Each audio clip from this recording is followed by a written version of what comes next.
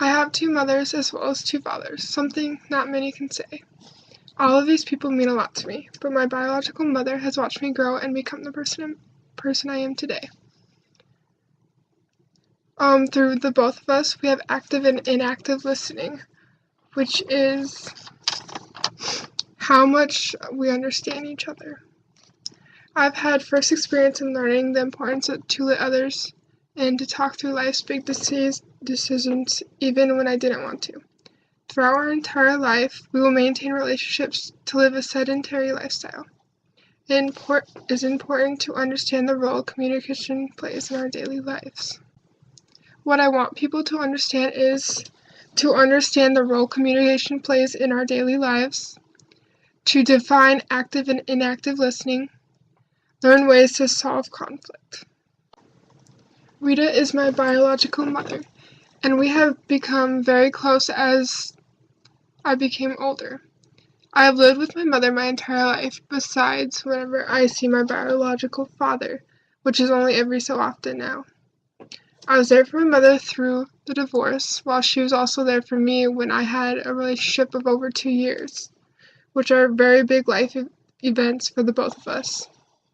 According to Branch, in 2008, the conflict management behaviors of mothers and daughters were found to be differently related to perceived relationship quality. The hypothesis was behavior perceived more open communication and dominance from their mother, which I found very true. Even though my mother and I are close, I cannot disclose everything with her. My mother becomes frustrated when she knows I am upset, but I will not tell her the entire story.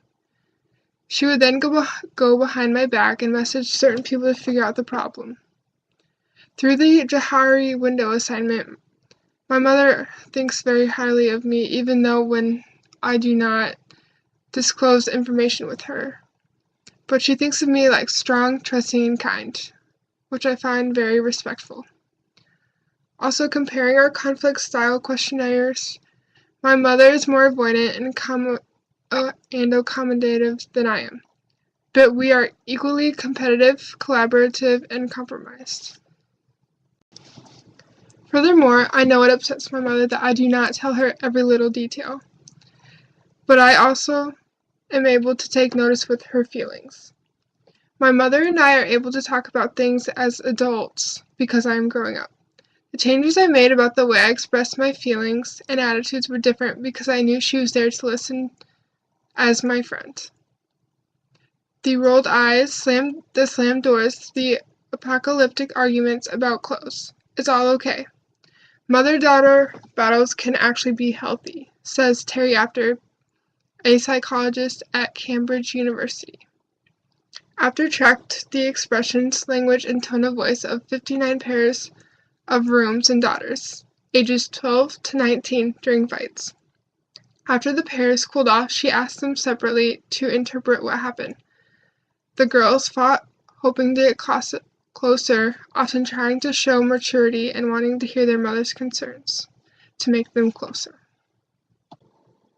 To conclude, I was able to recognize the way I reacted when my mother was in my space, and I changed my perspective of what she was really doing. My mother cares about me and my feelings, and she only wants to be my friend in tough situations. It is important to understand our roles of communication towards one another. Through my mother and I's hardships, we have become very close through the years.